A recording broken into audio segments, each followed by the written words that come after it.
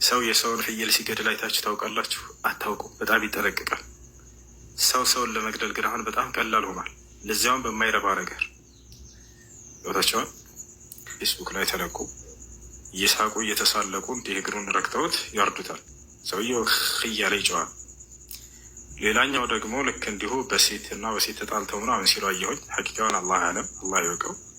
በዛ የተገዳደሉ ሰዎችን ሰማኝ አየሁኝ። በጣም ያሳዝናል። ነቢያችን ሰለላሁ ዐለይሂ ወሰለም የሰው ልጅ ደም በጣም የሚረክስበት ጊዜ ይመጣል ብለው ተናግረዋል። የሰው ልጅ ደም በጣም የሚረክስበት ዘመን ይመጣል ብለዋል። ይህ ዘመን ነው። እንዳጠቃላይ አንድን ሰው የገደለ ሰው ከአላህ ዘንድ ኃጢአቱ የአንድን ሰው እንደገደለ ያክል ነው። የሰው ልጅ በጣም የተከበረ ፍጡር ነው። አላህ ስብሐነሁ ወተዓላ አክብሮ ነው የፈጠረው። ወለቀድ ከረምና በኒ አደም ይላል። በእርግጥም የአደምን ልጆች አክብሬያቸዋለሁ ብሏል አላህ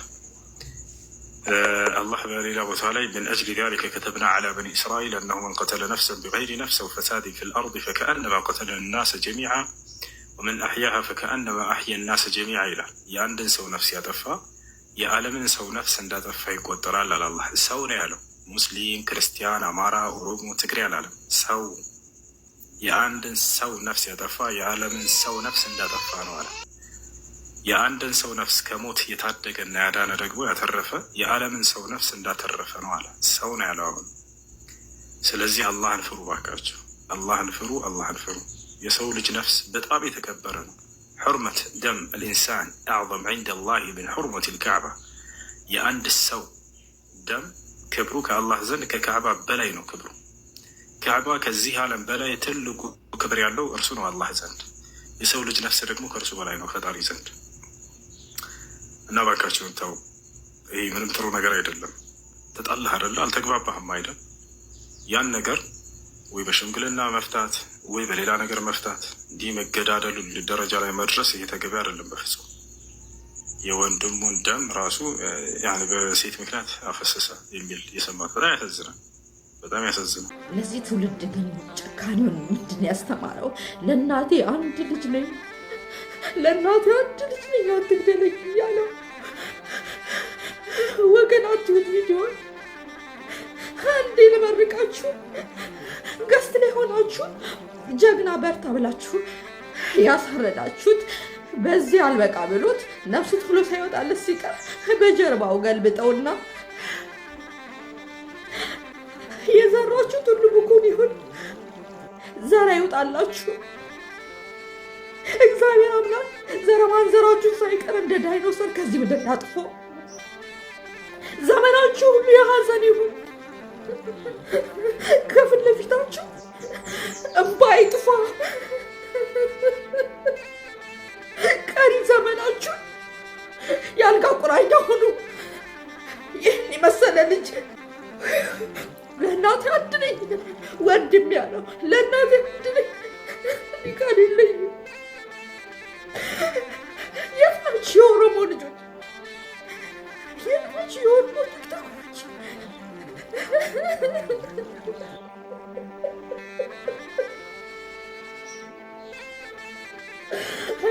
ሀዘንሽ በዛ። የት ናችሁ የኦሮሞ ቲክቶከሮች? የት ናችሁ? ምን አለ በምታውቁት ቋንቋ በኦሮምኛ አንድነትን ብትሰብኩ ፍቅርን ብትሰብኩ። የዓመት በዓል ሽንኩርት ይመስል ሰው እየተከታተፈ ነው። ጭካኔም እዚህ ደርሷል። የጭካኔ ከአሁን በፊትም ነበር፣ አዲስ እንዳይመስላችሁ። ግን ጠፍቶ ነበረ፣ እንደ አዲስ እየተፈጠረ ነው። አሁን እንደ አዲስ በእኛ ትውልድ ላይ ተፈጥሯል። በፊት ነበረ ሴት ልጅ ከነ ህይወት ይቀብሩ እኮ ነበረ። በፊት እንዳለ ማወቅ ከፈለጋችሁ ሴት ልጅ ከነ ህይወቱ አባቷ እንዳው የወለዳት አባቷ ብድግ አድርጎ ይቀብራት ነበር። አያችሁ የተውሂድን አለመያዝ ምን ያክል አዝቅጥ እንዳስገባ። እኛም ተውሂድን እየለቀቅን ነው። ዛሬ አንተ አላህን ብትሳደብ፣ መልእክተኛውን ብትሳደብ፣ ዲንን ብትሳደብ የሚያኮርፍ ራሱ አይኖርም። ብዙ ጊዜ ሀጅር የሚያደርግ እንኳን አታገኝም። አንድ ሁለት ሰው በቁጥር እንጂ ያም እንደው አላህ ብቻ። ነገር ግን እስቲ ኦሮሞ እንዲበልና ተሳደብ፣ እስኪ አማራ እንዲበልና ተሳደብ፣ ወይ እስኪ ትግሬ እንደዝበልና ተሳደብ፣ እስኪ የሆነ ብሔርን ተሳደብ። የዛን ጊዜ ወደ ዋነኛው ስመለስላችሁ እንደርዕሱ ሰው ልጅ እናቴ ለእናቴ እኔ አንድ ነኝ እባካችሁ ነዲሳ አኒ ሃዳ ኪያፍ ቶክች ጀዴ እሱ ከደቱት አከረ እቲ ጎራ እንደ ፍየል ይታረዳል። እኔ ለእናቴ አንድ ነኝ እያለ ውድዱ በንቢላረ ካኒ አሲን ዮሙረኑ ልቡ ዮ ኬሳ በሁድ ዱማ ጀደን ኩኒ ገበተ ልቡ ወገርቴ ወፍራም ነፍስ አለው ይላሉ። ወፍራም ነፍስ አለው እየተገዘገዘ ሲጮህ ከኋላ ማለት ነው። ያማል በጣም። የሀገራችን ሰው መሳይ አውሬ ጭራቆች በግፍ ብቸኛው ልጇን ቆርጥመው የበሉባትን እናት ወደ ሚዲያ ልጋብዛት አስቤያለሁ።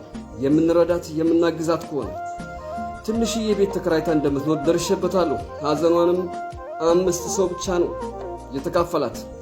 ይቺ አሳዛኝ እናት ብቸኛ ልጇ ለሷ ብሎ የተሰደደ ሲሆን ለሷም ሳይሆን ለሱም ሳይሆን በወንድሞቻችን በሆኑ ጭራቆች የሰው ሀገር በረሃ ላይ ቆርጥመው በአደባባይ እንደ ማንኛውም ሰው ባይኗ እየተመለከተች እየለመናቸው አርደው ሲጥሉት ተመልክታለች። ለዚህችም እናት ይጠግናት ይሆን ዘንድ ወደ ሚዲያ ላመጣት አስቤያለሁ። በሐሳቤ የተስማማችሁ ትምጣ እያላችሁ ይህንን ቪዲዮ ሼር እያደረጋችሁ ለህዝብ አድርሱልኝ። ሁላችሁም ከተስማማችሁ አቀርባታለሁ። ምናልባት ለሐዘኗ መጠገኛ ይሆን ዘንድ ድጋፍ እናደርግላታለን። ሐሳባችሁን እሰማለሁ። ቪዲዮዬንም ሼር አድርጉልኝ። ከተስማማችሁ በ2 ቀን አመጣታለሁ። ሰላም፣ እንዴት ናችሁ? ደህና ናችሁ? እኔ በጣም ደህና ነኝ። ዛሬ የመጣሁት ሳውዲ ላይ ኢትዮጵያውያን እርስ በርስ የተገዳደሉበትን ቪዲዮ አይቼ ነው። በጣም ነው የሚገርመው፣ በጣም ነው የሚያሳዝነው። እኔ እንጃ ይሄ ነገር ምንድነው ጥቅሙ? እንደ ሀገር በጣም ዘግተናል። በጣም የሚያስነውር ነገር ነው። ከኢትዮጵያ ወደ ሳውዲ አረቢያ እኮ ሁሉም ኢትዮጵያውያን የሚሄደው ራሱን ለመለወጥ ነው። ራሱን ሊለውጥ የመጣን እህት ወንድም የሀገር ልጅ በምን አቅም ነው በቢላዋ ቀጥታ ማረድ የተቻለው? ምን አይነት ተፈጥሮ ነው ይህን ውሳኔ እንድትወስኑ ያስገደዳችሁ? የትኛው ሃይማኖታዊ አዋጅ ነው ይህን ውሳኔ እንድትወስኑ ጉልበት የሆናችሁ? ምንስ ጥቅም ልታገኙበት? ትርፉስ ምንድን ነው? የምታገኙበት ኢኮኖሚካል ጥቅም አለው? ህሊናችሁ ሳይወቅሳችሁም ግን የራሳችሁን ወንድም እንደዛ ቀጥታ ስታርዱ፣ አንዳንዴ እኮ ማለት ነው የምናጠቃው ሰው ማን እንደሆነ መለየት መቻል አለብን። ሀገራችን ውስጥ ያለው ችግር እንዳለ ነው። ገብቷችኋል? ሰው ሀገር ላይ ግን ያን ድርጊት መፈጸም እኔ እንጃ በጣም ዝቅጠት ነው። ኋላ ቀርነታችን እንዳለ ነው። አዎ ልክ ነኝ። ቢሆንም ግን እዛ ሀገር ላይ ሄዳችሁ እርስ በርስ አትገዳደሉ። ቢያንስ ተዋደዱ ከቻላችሁ። መዋደድ ካልቻላችሁ ደግሞ ተከባበሩ። መከባበር ካልቻላችሁ ደግሞ ይሄ ነገር ያስጠላል ብላችሁ ራሳችሁን ህሊናችሁን አሳምኑት። የምትገሉት ሰው ምናልባት ላታወቁ ትችላላችሁ። ያ ልጅ እናቱን፣ እህቱን፣ ወንድሙን ወይም ያች ልጅ እህቱን፣ እናቱን፣ ቤተሰቡን ልትረዳ የሄደች ወይም ሊረዳ የሄደ ነው።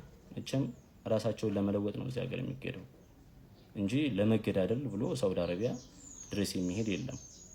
ስለዚህ እንደዚህ አይነት ነገር ቢቀርባችሁ በጣም የተሻለ ነው። እባካችሁ ድንበር አካባቢ ያላችሁ ኢትዮጵያኖች እስኪ ይህንን ነገር በደንብ አስቡበት።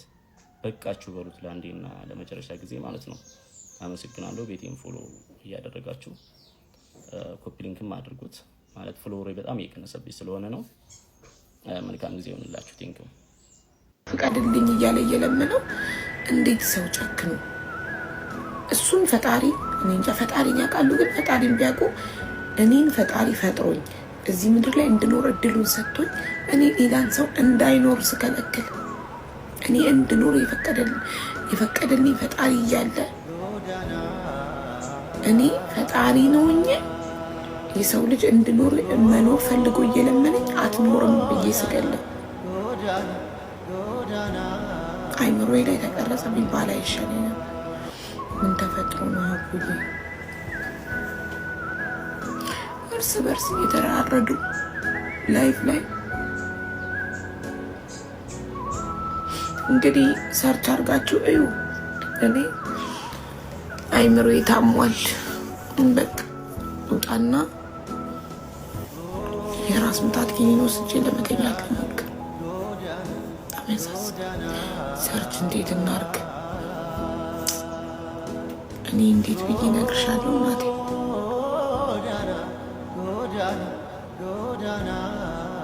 ምን ብሎ ነው ሰርች ማድረግ ያለባቸው ውዶች? ሲፉን አትለን የሚያሳየች የሰው ልጅ ሲታረድ አሳይታል በቪዲዮ። በጣም ተረበሽ።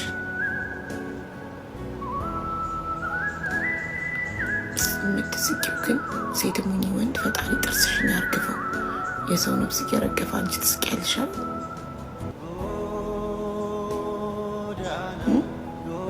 ሞልቷል እኮ ምን ብላ ሰርች ያርጉ። ይኸው የሚጽፉላችሁ ይሄ ነገር ሲከናወንስ ቁጭ ብላችሁ ሚዲያው ላይ የምታዩ ሰዎች እንዴት ነው ችላችሁ እንትን የምትሉት? አድርግ የሚለውን በአራት ማዕዘን ቪዲዮ ውስጥ እንደዚህ ሰው ተቀምጦ ቤታችሁን ከፍታችሁ ከፍ አድርገው ዝቅ አድርገው እያለ እባካችሁ መኖር ፈልጋለሁ እያለ በመድኃኒዓለም ኧረ የምንናገረውን አጣን እኮ እኛ ቃል አጣን እኮ። እግዚአብሔር እንደ ፍሬ ማውራት ስላለብኝ ነው ይህንን ማወራው። የነገ መከራው በአንድ ሰው ስለማይቆም ነው ይህንን የምነግርህ። አንገቴን ሳልደፋ ቀርቻ አይደለም። ይሄ ነውር ዝም ብዬ ባልፈው የሚያመጣውን ጦስ ስለሚታይ ነው ዛሬ ፊት ለፊት ወጥቼ የምነግርህ። መልኩን የያዘ ብለህ የምታስበው ነገር እነንትና አደረጉት ብለህ ስም የምትሰጠው ነገር በዛ አይቆምም። አዎ እነንትና የሚባሉ ከእንትን ማህበረሰብ የመጡ አድርገውታል። አዎ የዚህ ቋንቋ ተናጋሪ ክፉ የሆኑ ሰዎች አድርገውታል። አዎ የትም የሚካድ ነገር አይደለም። ሲያልፍ ግን ኢትዮጵያዊ ነህ፣ ስም የሚነሳው እንደ ኢትዮጵያዊ ነው። ሲያልፍ ግን ይሄ ነገር ደግሞ ቤትን ያንኳኳል። በአንድ መንደር የሚቆም አይደለም። አደገኛ ልምምድ ነው።